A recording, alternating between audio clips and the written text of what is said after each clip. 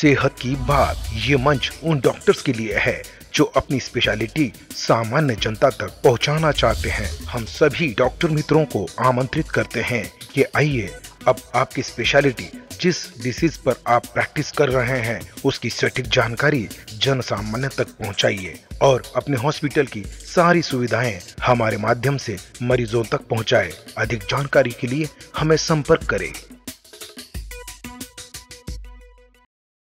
नमस्कार मित्रांनो, आरोग्य जागृतीमध्ये आपलं स्वागत आहे। मित्रांनो, आज आपण आलेलो आहे जिल्हा आरोग्य अधिकारी डॉक्टर अभय धानोरकर सरांकडे।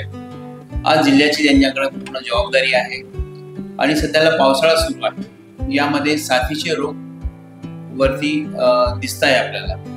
यावर आपल्याला यांच्याकडूनच मार्गदर्शन मिळेल का आपण साथीच्या रोगामध्ये कोणते कोणते आपल्याला आजार होऊ शकतात आणि याची काळजी कशी घ्यायला पाहिजे। कारण जिल्ह्याची जबाबदारी असल्यामुळे खूप मोठा व्याप असतो आणि अशातच जर साथीचे रोग आले तर सगळीकडे एकदम अहंकार मचतो आहे। परंतु याला न घाबरता यांच्यावर मात कशी करता येईल, यांना आपण नियंत्रण कशी करता येईल, अशाच पद्धतीने आपण डॉक्टर धानोरकर सरांकडे जाणून घेऊया। कारण यांचा खूप मोठा अनुभव आहे आणि आज जिल्ह्याची पूर्ण जबाबदारी ते चांगल्या पद्धतीने सांभाळत आहे।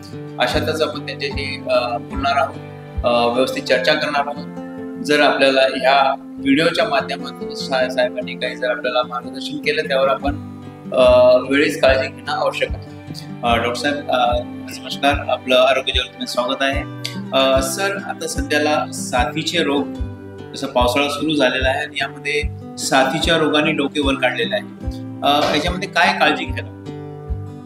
नक्कीच आता पावसाळा सुरू झालेला आहे। आपण पाहतो की यावर्षी थोडासा अगोदरच पावसाळा आलेला आहे आणि पावसाळ्यामध्ये जे वारंवार आपल्याला लक्षात येतं की जे पाण्यामुळे होणारे जे आजार आहेत ते बऱ्याच प्रमाणात वाढतात। कारण लोकांमध्ये अजून एवढा अवेअरनेस नाही आहे की जे पाणी पितोय आपण ते शुद्ध आणि स्वच्छ असावं। त्यामुळे जे नदीला आलेलं पहिलं पाणी आहे ते पिण्याची लोकांची काही गैरसमजुती असतात किंवा पाणी शुद्ध न करता पितात किंवा बऱ्याच वेळेस जे ग्रामपंचायतकडून किंवा नगरपालिकेकडून पाणी पुरवठा होतो तर त्याच्यामध्ये पाईपलाईन लिकेज असेल किंवा पाणी व्यवस्थित शुद्ध झालं नसेल, अशा वेळेस पाण्यामुळे होणारे जे आजार आहेत ते आपल्याला बऱ्याच प्रमाणात दिसतात। त्याचबरोबर काही जे आजार आहेत जसं लेप्रोस्पायरा किंवा वगैरे, तर ते जेव्हा फ्लड सिच्युएशन येते अशा वेळेस ते आजार बऱ्या प्रमाणात वाढतात। कारण ती जनावरांपासून माणसांमध्ये जाणारे आजार आहेत। तर अशा वेळेस आपली वैयक्तिक स्वच्छता, आपल्या घराभोवताची स्वच्छता ही घेणं आवश्यक आहे। तिसरा प्रकारचं म्हणजे की जे पाणी आहे ते पाणी आपल्या घराच्या भोवती साचून जे डबके तयार होतात त्याच्यामुळे जी डासांची पैदास होती, त्याच्यामुळे सुद्धा जे काही आजार आहेत जसं मलेरिया आहे किंवा डेंग्यू आहे, ह्या आजारांचा सुद्धा प्रादुर्भाव याच्यामुळे वाढण्याची शक्यता आहे। तर ह्या सर्व ह्याच्यामध्ये आपल्याला वेगवेगळ्या प्रकारची काळजी घेणं आवश्यक आहे जेणेकरून आपल्याला त्या आजारांपासून संरक्षण मिळेल। सर, साथीचे रोग म्हटले तर सगळ्या गावामध्ये किंवा ग्रामीण भागामध्ये खूप जास्त भीती असते, परंतु आपण जे नियंत्रण करतो आपल्या जिल्हा परिषदेच्या माध्यमातून जे नियंत्रण करतो खूप चांगल्या पद्धतीने नियोजन असतं। पण लोकांना यावर काय काळजी घ्यायला पाहिजे आणि कसं नियंत्रण त्यांनी बघायला पाहिजे? नक्कीच मागील 10-15 वर्षापूर्वी जर आपण विचार केला तर त्यावेळेस खूप मोठ्या मोठ्या साथी यायच्या, जसं गॅस्ट्रोची साथ असेल, कॉलराची साथ असेल, विषमज्वरची साथ असेल आणि अशामध्ये डेथ्स पण खूप जास्त व्हायच्या।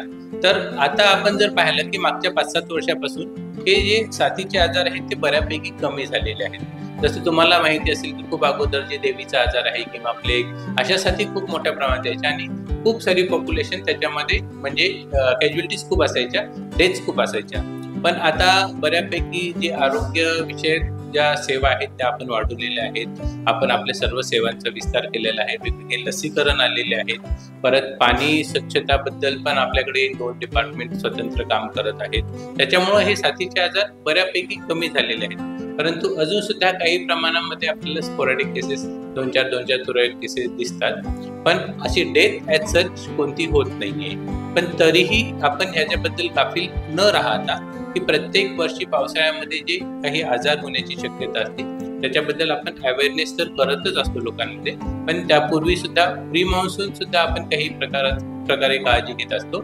जसं आपले जे काही पाणी नमुने आहेत त्यांचं पूर्ण तपासणी करणे, पाणी स्रोत जे आहेत ते संरक्षित कसे राहतील, कारण बरेचदा आपण पाहतो की बऱ्याच ठिकाणी बोर असतील किंवा विहीर असतील आणि पाणी खूप जोराचं पडलं की त्याच्यामध्ये जे पाणी आहे ग्राउंड वॉटर आहे ते त्याच्यामध्ये जातं आणि ते कंटॅमिनेट करतात आणि ते लोकांना लगेच कळत नाही कंटॅमिनेट झालेलं आहे आणि लोक आपल्या सवयीप्रमाणे तिथलं पाणी पिण्यासाठी वापरतात, त्याच्यामुळं बरेचसे आजार होतात. तर ह्याबद्दलही आपण म्हणजे मान्सून येण्याच्या अगोदरच सुरुवात केलेली आहे आणि ते जे स्रोत आहेत ते व्यवस्थित कसे राहतील त्याच्याबद्दल आपण गावामध्ये जनजागृती केली आहे, ग्रामपंचायतला तशा सूचना दिलेल्या आहेत आणि आवश्यक ते तिथे बदल करून घेण्याचंही आपण त्यांना सांगितलेलं आहे. इन केस जर खूप मोठा पाऊस आला आणि समजा विहिरीमध्ये ते पाणी गेलेलं असेल आजूबाजूचं, तर त्याच्यासाठी सुद्धा आपण तिथे जे आहे ब्लिचिंग पावडरनी विहिरीची शुद्धता करणे किंवा बोअरवेलची शुद्धता करणे हेही आपण कारवाई करत असतो. त्याच्यानंतर ते पाणी लोकांना प्यायला सांगत असतो. दर्शकांना एकच सांगू इच्छितोय की डॉक्टर साहेबांनी खूप चांगलं आपल्याला मार्गदर्शन केलेलं आहे. पावसाळ्याला साथीचे रोग आले असे घाबरायचे कारण नाही आहे. आणि आज मला सांगू की आज आपल्या जिल्हा परिषदच्या आरोग्य विभागाच्या माध्यमातून खूप चांगले नियोजन आहे. प्राथमिक आरोग्य केंद्र आहे आपले, इथे पण डॉक्टर असतात आपले, आणि ग्रामीण भागामध्ये जे प्रायव्हेट प्रॅक्टिस करणारे डॉक्टर्स आहेत यांना काय संदेश देणार? बरेच ठिकाणी आपण पाहतो की जे काही आजार झालेले आहेत, छोटे मोठे आजार आहेत, अशा वेळेस ते प्रायव्हेट डॉक्टरकडे जातात किंवा गव्हर्नमेंट डॉक्टरकडे जातात.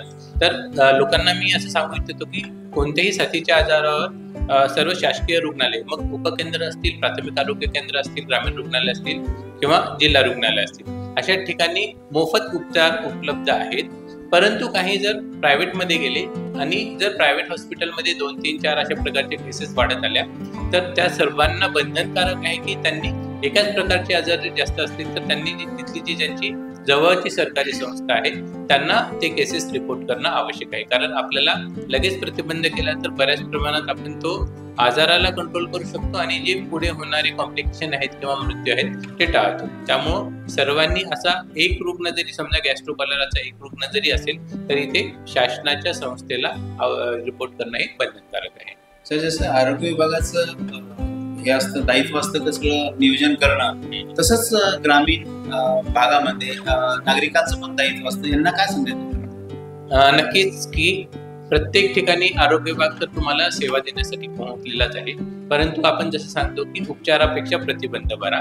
तर प्रतिबंध करण्यासाठी नागरिकांनी पुढे येणं आवश्यक आहे की आपण जे काही खातो, जे काही पितो ते शुद्ध असणं आणि स्वच्छ असणं हे आवश्यक आहे. बरेचदा आपण पाहतो की एखाद्या ग्लासामध्ये आपण पाणी घेतलं, ते दिसायला खूप स्वच्छ आहे, पण ते शुद्ध आहे का हे पाहणं आवश्यक आहे. शुद्ध आपण कधी करतो? त्यामध्ये ब्लिचिंग पावडर टाकलेला आहे किंवा क्लोरीन गॅस टाकलेला आहे आणि त्यानंतर तो डिसइन्फेक्ट झालेला आहे. तर हे पाणी जे आहे ते शुद्ध असतं, असं शुद्ध पाणी पिणं आवश्यक आहे. आणि बरेचदा आपण पाहतो की आजकाल बाहेर खाण्याचं खूप चलन आहे. हॉटेलमध्ये जर आपण जाऊन पाहिलं, त्यांचं किचन पाहिलं किंवा त्याची स्वच्छता जर ती म्हणजे खूप खराब असते. ग्रामीण भागामध्ये तर त्याच्याकडे पाहणं सुद्धा नको वाटतं आपल्याला. तर ह्या गोष्टी, बाहेरच्या गोष्टी खाणं शक्यतो टाळलंच पाहिजे.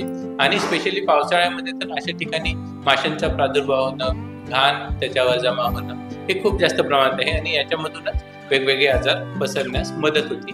त्यामुळे हे बाहेरचं खाणं आणि बाहेरचं पिणं जे आहे ते त्यांनी टाळलं पाहिजे आणि आपण जे काही कन्झ्युम करतो ते खूप चांगलं, स्वच्छ आणि शुद्ध असलं पाहिजे, याच्याबद्दल त्यांनी काळजी घ्यावी. खूप खूप धन्यवाद डॉक्टर साहेब. खूप चांगलं आपण मार्गदर्शन केलं, आमच्या नागरिकांना, जनतेला खूप माहिती मिळाली आणि जिल्ह्याचे आरोग्य आपण जे सांभाळत आहात खरंच कौतुकास्पद आहे. आपल्या माध्यमातून जे नियोजन केले खूपच चांगल्या पद्धतीने केलं जातं. आपलं पण कुठेतरी आपलं एक दायित्व असतं की समाजाचं पण एक विचार करायला पाहिजे का जे आरोग्य डॉक्टर जे आपल्याला सेवा देतात आहे त्यांच्या सोबत जर आपण त्यांना वेळोवेळी माहिती दिली, आपल्याकडे काही पेशंट आढळले आहे, बाजूला कोणी दिसलेलं आहे, काही आपल्या घरामध्ये आहे, तर हे वेळीच जर डॉक्टरांना दाखवलं तर आपण त्यांचा जीव वाचू शकतो आणि डॉक्टरांना पण उपचार करण्यासाठी मदत होते.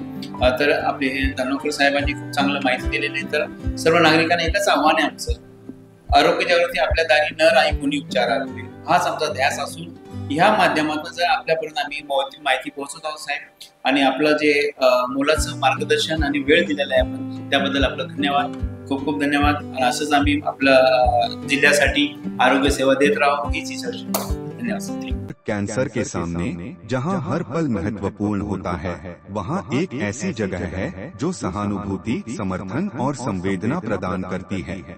आपका स्वागत है उम्मीद पैलिएटिव कैंसर केयर सेंटर में, जहां हम सहानुभूति और विशेषज्ञता के साथ देखभाल को नया रूप देते हैं। यहां हमारी समर्पित चिकित्सा पेशेवरों, योगदानकर्ताओं और देखभालकर्ताओं की टीम अपने रोगियों के जीवन की गुणवत्ता को बढ़ाने के लिए दिन रात मेहनत करती है। यह सिर्फ रोग का इलाज करने के बारे में नहीं है, यह समझने के बारे में है कि सफर क्या है। हम संकट समाधान देते हैं और समय को बेहतर बनाते हैं। दर्द प्रबंधन से लेकर भावनात्मक समर्थन तक, हम अपनी सेवाएं प्रत्येक व्यक्ति और उनके परिवार की विशेष आवश्यकताओं के अनुसार व्यवस्थित करते हैं।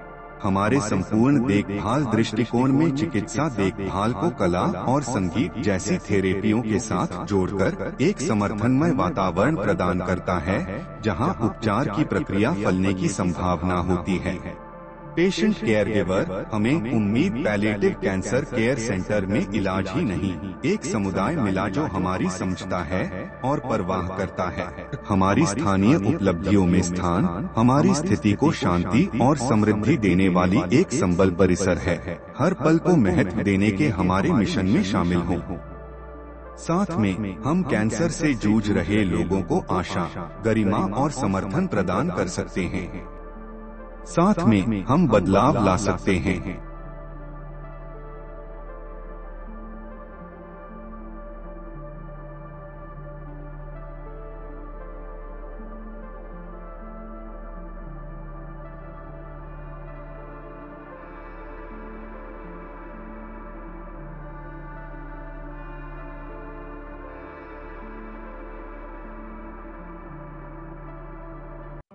आरोग्य जागृती हेल्थ कार्ड योजना. आरोग्य सेवा परवडत नाहीत, काळजी करू नका. आरोग्य जागृती घेऊन येत आहे एक अनोखी संधी, हेल्थ कार्ड योजना. नोंदणीकृत डॉक्टरांच्या पहिल्या सल्लामसलतीवर 50% सूट. आमच्या नोंदणीकृत डॉक्टरांसोबत पहिल्या सल्लामसलतीवर 50% सूट मिळवा. आता उत्तम आरोग्य सेवा परवडणारी झाली आहे. कार्डधारक म्हणून तुम्हाला मिळेल प्राधान्याने सेवा, तुमच्या आरोग्याच्या समस्यांसाठी जलद उपाय. तुमच्या वाढदिवसाचे खास साजरे करा. स्थानिक वृत्तपत्रात मोफत जाहिरात प्रकाशित करू. आजच आरोग्य जागृती हेल्थ कार्ड मिळवा. आरोग्य जागृती हेल्थ कार्ड योजना तुमच्या आरोग्यासाठीची परवडणारी आणि विश्वासार्ह निवड. संपर्क करा 9326983843. भेट द्या www.arogyajagritiassociate.com. आरोग्य हीच खरी संपत्ती, तुमच्या आरोग्यासाठीची खास बांधिलकी.